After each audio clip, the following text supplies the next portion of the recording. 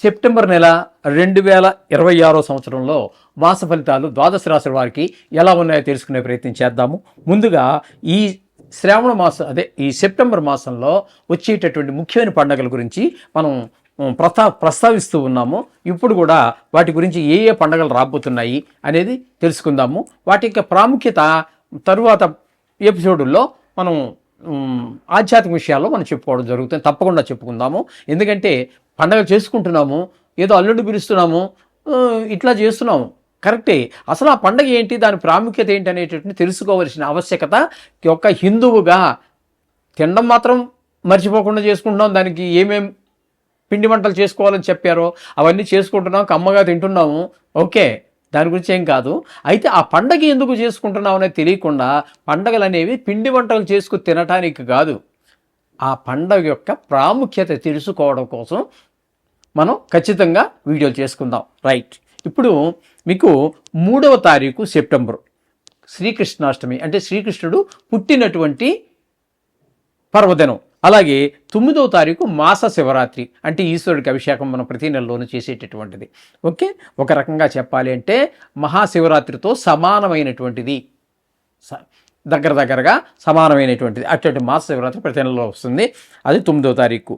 ఇకపోతే సంవత్సరానికి ఒకసారి వచ్చి అఖిల మొత్తం భారతదేశం అంతా మాత్రమే కాకుండా అనేక దేశాలలో కూడా, హిందువులు ఉన్నటువంటి దేశాల్లో చేసుకుంటున్నటువంటి మహా పవిత్రమైన పండగ వినాయక చవితి, అది 14వ తారీఖు సెప్టెంబరు. అలాగే దాని మరుసటి రోజే ఋషి పంచమి.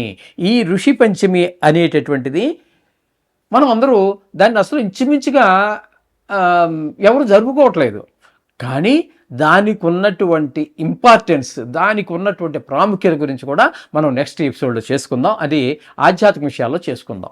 అలాగే 27వ తారీఖు నుంచి మహాలయ పక్షాలు, ఇది కూడా సంవత్సరంలో ఒక్క 15 రోజులు మాత్రం వస్తుంది. అంటే చనిపోయినటువంటి మన వంశంలో మన రక్త సంబంధీకులు అనాది కాలం నుంచి వస్తున్నటువంటి మన దేవతలు ఎవరైతే ఉన్నారో వారి అందరికీ కూడా ఒక శాశ్వత పుణ్యలోకాలు ఉండాలి అనేటటువంటి ఉద్దేశంతో మనం వాళ్ళకి ఈ మహాలయ పక్షం అనేటటువంటిది జరుపుతూ ఉంటాము. నిజానికి నేనే ఉన్నానండి, నేను మా తల్లిగారికి మా తండ్రి గారికి నా భార్యకి మాత్రమే నేను పెట్టడానికి అర్హుణ్ణి అవుతాను. మిగతా మా అన్నలకు చేసుకోవడానికి, మా మేనమామలు, మా మేనత్తలు, అలాగే మా అమ్మ తరఫు వాళ్ళు, వీళ్ళెవ్వరికీ చేయడానికి నాకు అర్హత లేదు. కానీ వాళ్ళ పిల్లలు చేసుకుంటారు. కానీ ఇటువంటి మహాలయ పక్షాల్లోనూ పుష్కరాలలోనూ కొన్ని పవిత్ర క్షేత్రాల్లోనూ వీళ్ళందరికీ పెట్టేటటువంటి సాంప్రదాయం మన హిందూ సాంప్రదాయంలో చెప్పబడింది. కాబట్టి అటువంటి మన పెద్దలందరికీ కూడా అందరినీ తలుచుకునే ఒక్క కృతజ్ఞత తెలియపరుచుకునేటటువంటి అవకాశం ఈ మహాలయ పక్షాల్లో మనకి వస్తుంది. ఇవన్నీ కూడా సెప్టెంబర్ నెలలో వచ్చేటటువంటి ఇంపార్టెంట్ పండుగలు. వీటి గురించి మనం సెపరేట్గా తప్పకుండా మనం వీటిలో చెప్పుకుందాం. ఇదివరకు చెప్పేసినవి ఉన్నాయి. వినాయక చవితి ఉంది, 3-4 సంవత్సరాలు చెబుతూనే ఉన్నాం. అటువంటి దాన్ని వదిలిపెడదాం. ఎప్పుడు మనం టచ్ చేయనటువంటివి, ఎప్పుడు ముట్టుకోనటువంటివి, ఎప్పుడు చెప్పనటువంటివి ఏవైతే ఉన్నాయో ఆ విషయాలను మనం తప్పకుండా ప్రస్తావిద్దాం. ఆ విషయాలు మీరు తెలుసుకుని తీరాలి. మన పండగ పిండి వంటలు చేసుకుని తినడానికి, డప్పులు కొట్టేసి వాటి ముందు ఎగరడానికి కాదు. పండగ దేనికి వచ్చింది, దాని ప్రాముఖ్యత ఏంటనేది తెలుసుకోవాల్సిన బాధ్యత ప్రతి హిందూ మీద ఉంది. ఓకే, ఇప్పుడు కర్కాటక రాశి వారికి సెప్టెంబర్ నెల 2026 సంవత్సరంలో గోచార ఫలితాలు ఏ విధంగా ఉంటాయో సశాస్త్రీయంగా తెలుసుకునే ప్రయత్నం చేద్దాము. ఇక్కడ జన్మంలోనే గురువు యొక్క సంచారం జరుగుతున్నది. జన్మల్లో గురువు యొక్క సంచారము శుభప్రదమైన ఫలితములను ఇవ్వజాలదు. అదే కనుక మనం జాతకం తీసుకున్నట్టయితే లగ్నంలో గురువు అంటాం. అక్కడ మనం లగ్నంలో కనుక గురువు ఉన్నట్టయితే 1,00,000 పాపాల పరిష్కారం అంటాం. ఎందుకంటే విశేష దృష్టిలు, దానికి మామూలు సామాన్య దృష్టి ఒకటి ఉంటే, తన ఉన్న స్థితి ఒకటైతే, పంచమస్థానం, భాగ్యస్థానం, 4 జీవితంలో అతి ముఖ్యమైనటువంటి 4 దశల్ని అది బ్రహ్మాండంగా కవర్ చేసేస్తూ ఉంటుంది. 100కి 100 పాళ్ళు శుభగ్రహమైనటువంటి గురువు. అందుచేత లగ్నంలో గురువు ఉంటే 1,00,000 పాపాల పరిష్కారం అన్నారు. ఇక్కడ మనకి గోచారంలో ఆ విధమైన అవకాశం లేదు.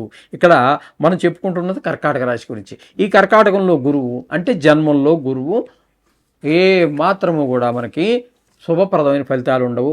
దీనివల్ల కొంచెం చెడు ఆలోచనలు, చెడు వైపు ఎక్కువ మనసు వెళ్ళటము, చెడు ప్రవర్తన వైపు ఏమైనా అలవాట్లు ఉన్నట్టయితే చెడు వైపు ప్రవర్తన వైపు ఎక్కువ మొగ్గు చూపటం లాంటివన్నీ కూడా ఈ గురువు వల్ల కలుగుతూ ఉంటాయి.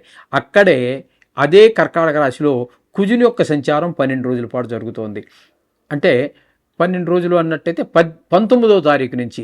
మరి ఈయన యొక్క ప్రయాణం ఎక్కడ మొదలైంది అంటే మిథునంలో. ఆ మిథునంలో 18 రోజులు, అది వ్యయస్థానం అవుతుంది. వ్యయస్థానంలో కానీ ఆ 18 రోజులు కానీ, అలాగే జన్మంలో ఉన్నటువంటి 12 రోజులు కానీ కుజుడు ఏ మాత్రము అనుకూలం కాదు. అక్కడ వ్యయస్థానంలో ఉన్నప్పుడు ధన వ్యయము, జన్మంలో ఉన్నప్పుడు చెడు ప్రవర్తన, కోపం ఎక్కువ, కొంచెం శరీరానికి గాయాలు తగటము, ఇట్లాంటివన్నీ కూడా మనకి కుజుని వల్ల సూచిస్తూ ఉన్నాయి. ఇక బుధుని యొక్క సంచారం కనుక మనం తీసుకున్నట్టయితే బుధుని యొక్క సంచారం మనకి ద్వితీయ స్థానంలో ఒక 7 రోజులు. ఇక్కడ ద్వితీయ స్థానంలో 7 రోజులు ఆయన ఏం చేస్తారంటే ధనానికి లోటు లేకుండా చేస్తారు. మాట చాలా సౌమ్యంగా ఉంటుంది. అసలు బుధుడి పేరే సౌమ్యుడు అని మనకి సాంస్క్రిట్లో ఉంది. సౌమ్యుడు అంటే చాలా నెమ్మదిగా మాట్లాడడం, చక్కగా మాట్లాడడం, కోపం తక్కువగా మాట్లాడడం, అలా అని చెప్పేసి అవసరం దగ్గర కఠినత్వం చూపిస్తారు, అది వేరే విషయం అనుకోండి. అక్కర్లేకుండా అవసరం లేకుండా కఠినత్వం చూపించడం కానీ ఇట్లాంటివి ఏమి ఉండవు. కుటుంబంలో కూడా ఆహ్లాదకరమైనటువంటి పరిస్థితులన్నీ ఉంటాయి. తదుపరి అదే బుధుడు కన్యలో ప్రవేశించి అక్కడ 23 రోజులు ఉంటాడు. 23 రోజులు ఆ పంచమ స్థానంలో బుధుడు యోగించజాలడు. ఎక్కువగా సంతానం మీద, వాళ్ళ చదువు మీద, వాళ్ళ గాయాల మీద, చెడు స్నేహాల మీద ఎక్కువ ప్రభావం చూపిస్తూ ఉంటాడు. ఈ విధమైనటువంటి ఫలితాలన్నీ కూడా బుధుడు చెడు ఫలితాలు 23 రోజులు ఇస్తున్నాడు. రెండో స్థానంలో మాత్రం 7 రోజులు సుఫలితాలు ఇస్తున్నాడు. ఇక రవి యొక్క సంచారం తీసుకున్నట్టయితే 17వ తారీఖు వరకు అంటే రెండో స్థానం అవుతుంది.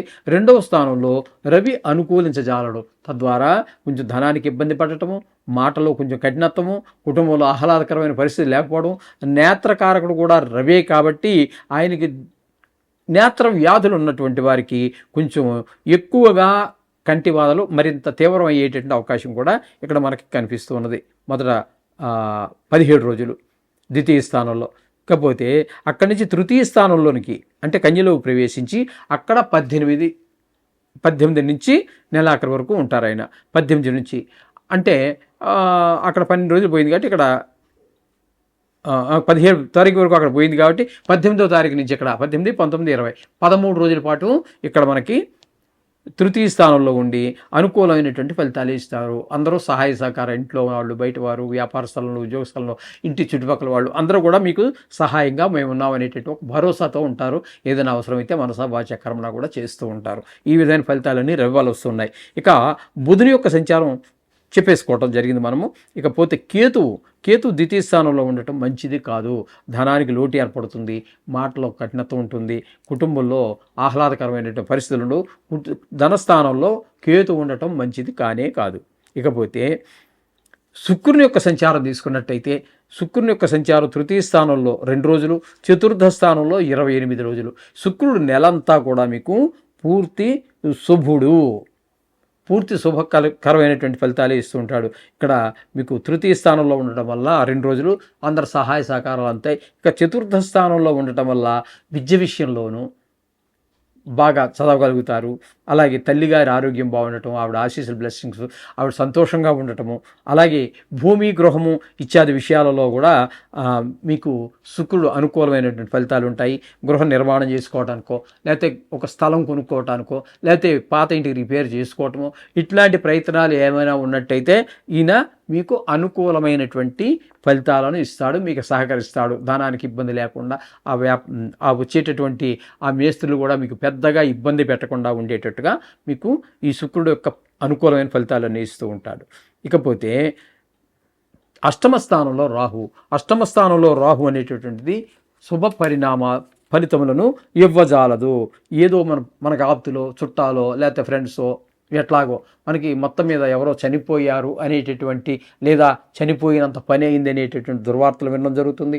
కొన్ని చోట్ల అవమానాలు, కొన్ని చోట్ల పరాభవాలు ఇవన్నీ వస్తూ ఉంటాయి. అపకీర్తి కూడా వస్తూ ఉంటుంది. హఠాత్తుగా ధన నష్టం కలిగే అవకాశం ఉంటుంది. ఎవరితో మాట్లాడినా కలహం వస్తూ ఉంటుంది. అనేక దుష్పరిణామాలు అష్టమ స్థానంలో రాహు ఉండడం వల్ల జరుగుతూ ఉంటుంది. కాబట్టి ఈ రాహుని కొంచెం జాగ్రత్తగా చూసుకోండి. కొంచెం తప్పకుండా నవగ్రహ మంతాలు చేసుకోవడం ద్వారా వాటి నుంచి బయటపడవచ్చు. భాగ్యస్థానంలో శని భగవాన్ యొక్క వక్రగ సంచారం జరుగుతోంది. ఆ ఫలితాలు కూడా అంత అనుకూలమైనటువంటి ఫలితాలు కాదు. తండ్రి గారి ఆరోగ్య విషయంలో కొంచెం జాగ్రత్త తీసుకోండి. గుళ్ళు గోపురాలకు వాటికి మనం వెళ్ళినప్పటికీ వెళ్ళే అవకాశం ఉండకపోవచ్చు, వెళ్ళినా సరి ఏం దర్శనం జరగకపోవచ్చు, అక్కడికి వెళ్ళాక లేకపోతే ఏవో అనుకోని ఇబ్బందులు ఏర్పడవచ్చు. ఈ విధంగా 9వ స్థానంలో ఉండటం శని భగవాన్ యొక్క సంచారం అంత అనుకూల ఫలితాలు ఇవ్వదు. ఇకపోతే ఏకాదశి స్థానంలో కుజుని యొక్క సంచారం 18వ తారీఖు వరకు ఉంటుంది. ఆ 18వ తారీఖు వరకు మాత్రం ఏకాదశి స్థానంలో ఉన్నారు కాబట్టి మీకు ధనానికి లోటు ఉండదు. మీరు ఏ పని మొదలెట్టినా కూడా అందులో లాభాలు ఉంటాయి. ఏదైనా ఒక పని మొదలెడితే అందులో ఖచ్చితంగా మీరు విజయం సాధిస్తారు. ఈ కుజుడు 18వ తారీఖు వరకు మాత్రమే. ఆ తదుపరి 12 రోజులు మళ్ళీ వ్యయ స్థానంలోకి వచ్చారు. మీరు అక్కడ డబ్బులు పోగేసుకుంటే ఆ డబ్బులన్నీ మొత్తం ఇక్కడ ఖర్చు చేయిస్తూ ఉంటాడు. ఇక్కడ వ్యయ స్థానంలో ఉన్నప్పుడు ఈ విధమైన ఫలితాలన్నీ ఇస్తున్నారు. అలాగే గురువు ఇక్కడ మీకు మళ్ళీ 12వ స్థానం వ్యయ స్థానంలో ఉన్నారు. క్షమించాలి, మనం కుజుడు గురించి గురువు గురించి మీరు కట్ చేసుకోండి. ఇక్కడ నువ్వు కూడా కట్ చేసుకోండి. ఆయన ఇప్పుడు కాదు అక్కడ మనం గురువు గురించి కుజుడు గురించి చెప్పుకుంటున్నది మిథునం కదా, కాబట్టి మిథునం కర్కాటకం. అదే మనం చెప్పేసే వెళ్ళే ముందు అక్కడికి మళ్ళీ తిరిగిపోతుంది అలాగా అడ్డు ఆపు లేకుండా. ఓకే, అంచేత అక్కడ నువ్వు చూసుకోను. ఆయన హరి కదా, అది మౌళి. ఓకే హరి ఎవరు ఇంతవరకు వచ్చి పుట్టుకున్నారు కదా, ఇప్పుడు లేదు కదా. ఓకే, అంచేత మీరు మొత్తంగా మనం ఈ కర్కాటక రాశి వారు చెప్పుకోవాలన్నట్టయితే శుక్రుడు నెలంతా మీకు అనుకూలంగా ఉన్నాడు. మిగతా గ్రహాలన్నీ కూడా బుధుడు 7 రోజులు, రవి 18 రోజులు మాత్రమే పాక్షికంగా మీకు అనుకూలమైన ఫలితాల్లో ఉన్నారు. అంచేత మీరు ఒక రకంగా చెప్పాలంటే కొన్ని ఇబ్బందులు. అంచేత డబ్బులు ఆచితూచి ఖర్చు పెట్టుకోండి. మాట్లాడేటప్పుడు కూడా మాట్లాడే ముందే ఆలోచించుకోండి. మాట్లాడిన తర్వాత మీరు ఆలోచించడం వల్ల ప్రయోజనం శూన్యం. అలాగే ఎవరో ఏదో డబ్బులు అడిగారని ఇవ్వడం అంత మంచిది కాదు. అది మీ మిత్రత్వం చెడిపోవటానికి, మీ మధ్య శత్రుత్వం పెరగడానికి అవకాశాలు ఏర్పడతాయి. అలాగే ఎవరికి హామీల మీద సంతకం పెట్టకండి. పూర్తిగా అలాంటి దగ్గరికి వెళ్ళి సంతకాలు పెడితే హామీ సంతకాలు ఎవరికైనా పూర్తిగా మునిగిపోయేది మీరే. మీరు ఎవరికైతే సంతకం పెట్టారో ఆయన ఏమి మునగడో, ఆయన పైన ఉంటాడు, మీరు నీటి అడుగుని ఉంటారు, మీరు మునిగిపోవడం ఖాయం. అంచేత తగు జాగ్రత్తలు తీసుకోండి. ఖచ్చితంగా నవగ్రహాల గురించి మీరు జపం పూర్తిగా జపం అంటే శ్లోకాలు మనం రోజు చెప్పుకుంటున్నవే, అది కొంచెం చూసుకోండి. అది ఆ విధంగా కొంచెం చేసుకోవటం వల్ల మీకు ఆ ఇబ్బంది నుంచి కొంచెం బయటపడేటువంటి అవకాశం ఉంటుంది.